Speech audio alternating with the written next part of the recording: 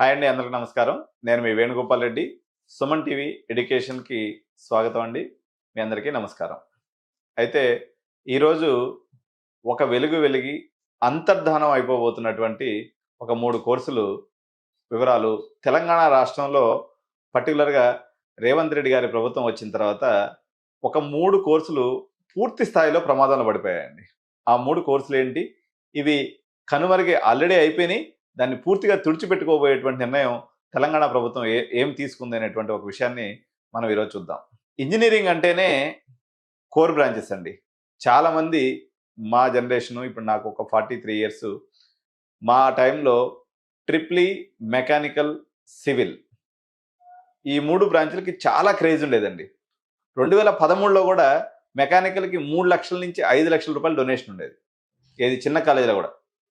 అదే పెద్ద కాలేజీలో సిబిఐటి లాంటి కాలేజీలో కానైతే, పెద్ద కాలేజీలో కానైతే 15 లక్షల వరకు డొనేషన్ పలికినటువంటి mechanical course, civil course, triple E course Revanth Reddy గారి ప్రభుత్వం తీసుకున్నటువంటి ఒక నిర్ణయంతో పూర్తిగా కనుమరుగైపోయేటువంటి పరిస్థితి. మామూలుగానే ఆ బ్రాంచ్లో 20 మందో, 30 మందో, 10 మందో ఉండేవాళ్ళు. ఆ 10 మంది, 20 మంది కూడా లేకుండా ఇక అవి పతనావస్థ అంటే ఇక మళ్ళీ కోలుకునే అవకాశం లేనటువంటి ఒక డెసిషన్ గవర్నమెంట్ తీసుకుంది. ఇది ఒక రకంగా మంచి నిర్ణయమే. ఎందుకంటే ఒక 100 కోట్ల బ్లాక్ మనీని బయటకు తీసే ప్రయత్నంలో భాగంగా వాళ్ళు ఇది చేశారు. కానీ ఈ భారతదేశం మేక్ ఇన్ ఇండియాకి ఇది తూట్లు పొడిచేటువంటి నిర్ణయంగా అనుకోవచ్చు. కానీ విద్యార్థుల పాయింట్ ఆఫ్ వ్యూలో, వాళ్ళ ఎమోషనల్ పాయింట్ ఆఫ్ వ్యూలో, తల్లిదండ్రుల ఎమోషనల్ పాయింట్ ఆఫ్ వ్యూలో ఇది మంచి నిర్ణయమే. కానీ ఒక మంచి కొంతమందికి జరుగుతుంది అన్నప్పుడు ఇంకొంతమందికి చెడు జరుగుతుంది. సో ఎవరికి మేలు జరుగుతుంది, ఎవరికి చెడు జరుగుతుంది, ఈ బ్రాంచ్ల యొక్క అంతర్ధానం అవ్వటం వల్ల మనకి ఎటువంటి పర్యవసనాలు ఉంటాయనేది మనం ఈరోజు చూద్దాం. సో ఈ డెసిషన్ ఏందనేది ఫస్ట్ గా చూసినప్పుడు, ఎప్పుడైనా కానీ తెలంగాణ రాష్ట్రంలో ఏం జరిగేదంటే 3 కౌన్సిలింగ్స్ నడిచాయండి.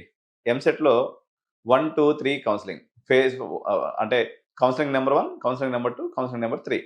ఈ 3 ఫేజ్ల కౌన్సిలింగ్ అయిపోయిన తర్వాత అన్ని కాలేజీలో పిల్లలు సెటిల్ అయినటువంటి పిల్లలందరూ, వాళ్ళ కాలేజీ నచ్చినటువంటి పిల్లలు, సిఎస్సి రానటువంటి పిల్లలు ఏదో టెంపరీగా మెకానికల్లో పెట్టేసి ఆ సీట్ వదిలేసుకొని వచ్చి వేరే కాలేజీలో మేనేజ్మెంట్ చదువుకునేవాళ్ళు, మేనేజ్మెంట్ సీట్ తీసుకొని. బుర్రా వెంకటేశం గారు ఇప్పుడు present incharge vice chancellor JNTU వారి ఆధ్వర్యంలో ఒక సాహసోపేతమైనటువంటి నిర్ణయం, మంచి నిర్ణయమే ఇది.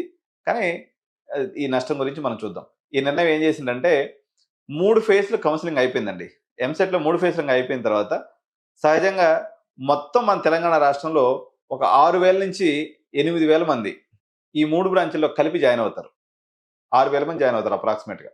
ఇంకొక వైపు నుంచి ఒక 6 నుంచి 10,000 మంది ఈ సిఎస్సి అలాట్ అయినటువంటి పిల్లలు ఖాళీ చేసి ఇతరత్ర కోమెడ్కేకో, లేకపోతే ఏపీ ఎంసెట్కో, లేకపోతే ఇంకితరత్ర నేషనల్ ఉన్నటువంటి ఇంపార్టెన్స్ ఇన్స్టిట్యూషన్స్కో, లేకపోతే మంచి డిగ్రీ కాలేజెస్ వస్తాటో వెళ్ళిపోతూ ఉంటారు అనమాట.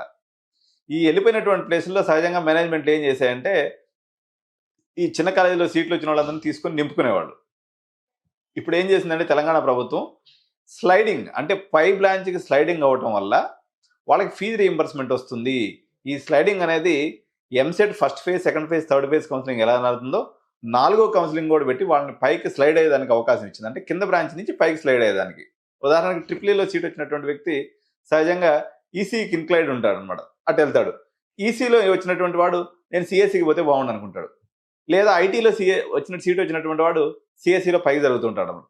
ఇలా పైకి జరగడం వల్ల ఆల్రెడీ అనాసక్తితో పెద్దగా కోరు మీద అంత కష్టపడేదానికి ఇష్టం లేనటువంటి విద్యార్థులు ఉన్నటువంటి ఈ యొక్క నారాయణ శ్రీ చైతన్య చదువుల విషయంలో ఉన్నటువంటి పిల్లలు వాళ్ళు ఏ కాడికి సులభంగా గట్టెక్కిపోయేటువంటి సిఎస్సి వైపు చూస్తారు. కాబట్టి ఈ అత్యంత కష్టమైనటువంటి కోర్సులు, కొంత కోర్ అంటే హార్డ్ వర్క్ చేయాల్సి ఉంటుంది.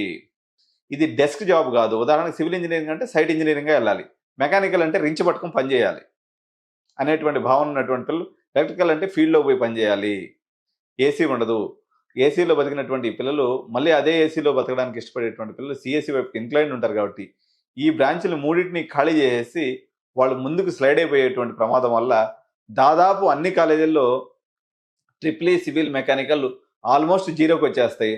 అదేవిధంగా మీకు సిబిఐటి కానీ, విఎన్ఆర్ కానీ, వాసవి కానీ, గోకరాజు కానీ, సివిఆర్ కానీ ఏదైతే పెద్ద పెద్ద కాలేజీలు ఉన్నాయో ఇక్కడ కూడా మీకు కౌన్సిలింగ్ ఫీజుకి లేకపోతే ఏదో ఒక నామినల్ డొనేషన్ 50,000 నుంచి 1,00,000 రూపాయల డొనేషన్తో మీకు ఈ సీట్లు దొరికేటువంటి పరిస్థితి ఉంది. ఈ 5-6 కాలేజీలు మాక్సిమం ఒక 10 కాలేజీలో కూడా మిగలవు. నాకు తెలిసి ఒక 5 to 6 కాలేజెస్లో మాత్రం ఈ బ్రాంచెస్ మిగులుతాయి.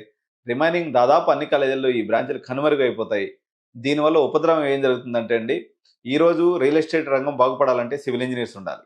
అదేవిధంగా సర్వీస్ ఇంజినీర్స్ లేకపోతే మనకి మెకానిక్స్ వీళ్ళందరూ కావాలన్నట్లయితే మెకానికల్ డిపార్ట్మెంటు మన కోర్ ఇండస్ట్రీ అనేది పూర్తిగా రిసోర్స్ అనేది దొరకనటువంటి పరిస్థితికి వచ్చేస్తుంది. ట్రిపుల్ ఇంజినీర్స్ లేకపోతే మనకి ఎలక్ట్రికల్ వర్క్స్ జరగాలన్నా, ఎలక్ట్రికల్ ఇంజినీర్స్ కావాలన్నా, మనకి బేస్ లెవెల్‌లో ఇదొక మానవులకు అవసరమైనటువంటి మన అవసరాలను తీర్చడం మానేసి, మనం అందరం కూడా అమెరికా డాలర్స్ కోసం పరిగెత్తడం, ఆ రకంగా సీఎస్‌సి తీసుకోవడం వల్ల ఈ 3 బ్రాంచ్‌ల యొక్క భవిష్యత్తు ప్రశ్నార్థకమైంది. పేరెంట్స్ మీరు ఆలోచించండి. మంచి కాలేజీలో మెకానికల్, సివిల్ ట్రిపుల్ ఈ చదివినా కూడా మీకు బంగారు భవిష్యత్తు ఉంటుంది. రద్దీగా ఆల్రెడీ రష్‌తో కూడుకున్నటువంటి ఎన్విరాన్మెంట్ కలిగినటువంటి సీఎస్‌సిని ఎక్కడం ద్వారా మీకు కొంత నష్టమే జరుగుతుంది తప్ప అందరూ ఒకవైపుకి వెళ్ళడం ద్వారా ఆ బస్సు వంగిపోతుంది, పడిపోతుంది, ఇబ్బంది జరుగుతుంది. కాబట్టి కోర్ బ్రాంచెస్‌ని కూడా అట్‌లీస్ట్ కొన్ని కాలేజీలోనే మనం బతికించుకోవడం ద్వారా వాళ్ళు సమాజానికి ఉపయోగపడతారు. వాళ్ళకై వాళ్ళు కూడా స్వయం ఉపాధిగా గానీ, గవర్నమెంట్ జాబ్స్ గానీ ఇవి ఉపయోగపడతాయి. కాబట్టి ఈ బ్రాంచ్‌లను కూడా పేరెంట్స్ ఆదరించాలని కోరుకుంటూ, ఈ వీడియోని ఇంకా ఎవరైనా సబ్స్క్రైబ్ చేయకుండా చూస్తున్నట్లయితే సుమన్ టీవీ ఎడ్యుకేషన్ సబ్స్క్రైబ్ చేయండి, లైక్ చేయండి, కామెంట్ చేయండి. Thank you.